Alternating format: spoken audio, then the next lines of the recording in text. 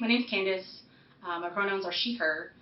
I am a jack of all trades, master of none. I've tried just about every hobby there is under the sun.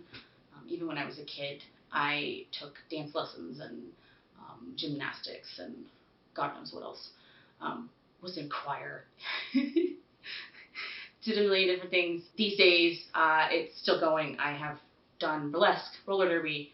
I've learned different languages, even though I'm really only good at one, except English.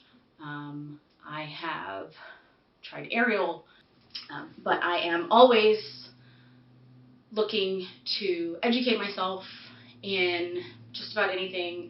I'm ready to try just about anything. That being said, I do have anxiety, so there are definitely some things that I would not do. Speaking of anxiety, I am also bipolar, which is just a part of my personality, which might explain the never sticking to one thing.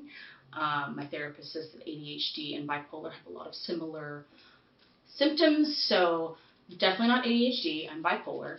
I don't like to stray away from talking about mental health because honestly, everybody's got something, right? And there's just no reason to have a stigma behind it because honestly, we're all struggling in some way, shape, or form. Speaking of stigma, I'm also an entrepreneur. I own my own business, and it is a sex-positive shop and education place. I am a sex educator and have been since 2016. I like to talk about difficult subjects because, honestly, we could always learn something new.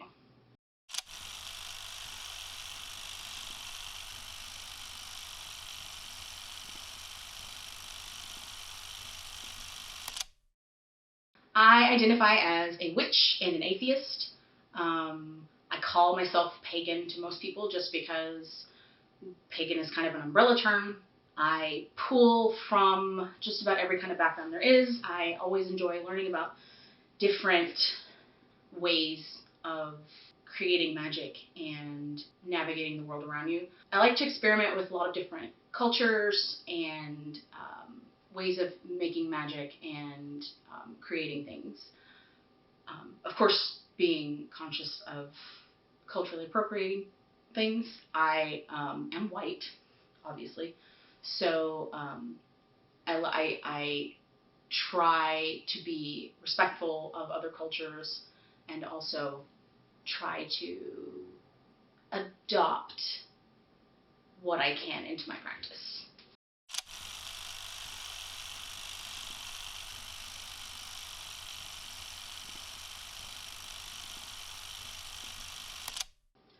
When I was a kid, I used to walk around on windy days and sing into the wind and kind of manifest the wind to blow.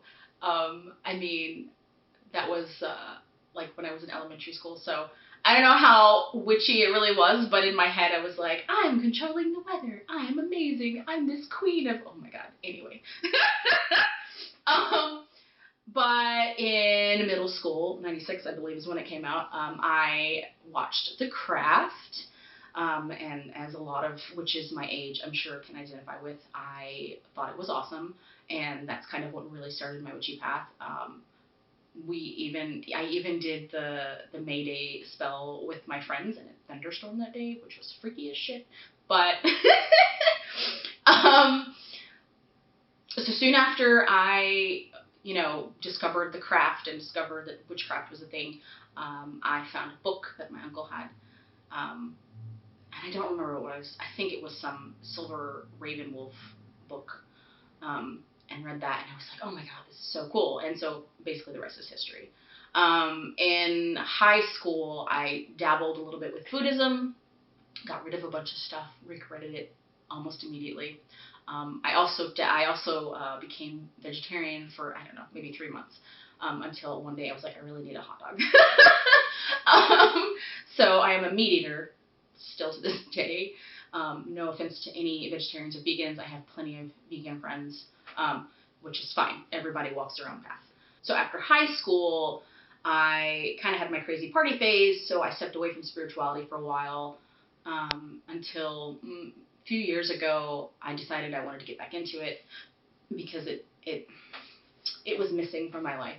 So I spent a year really trying to connect with witchcraft and my spiritual path, however that looks. And I met the kitchen witches. So I've actually learned probably more from these ladies than I have my entire, the rest of my dabbling into whatever. So I'm very thankful for them.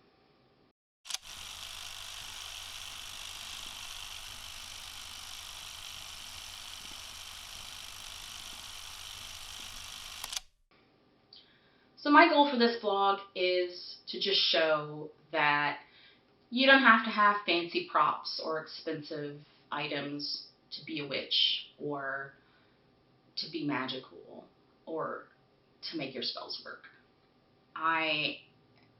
And honestly, you don't even have to remember all the dates and, what phase the moon is in, what specific day of the week you have to do your spell on. I mean, all of these things are helpful and will probably give your workings more power. But in the end, manifestation, self-manifestation is the most important bit. And I mean, really, you can just sit quietly or not quietly if you don't have that, accessibility, by yourself and just repeat to yourself what you want to happen. And hey, sometimes that's enough, sometimes that's all you need, and that works just fine. I'm also here, I guess, to talk about just daily life, right? Just it's we're not living in the 1600s anymore. Thank God. Modern problems require modern solutions a lot of times. And in my opinion, you can't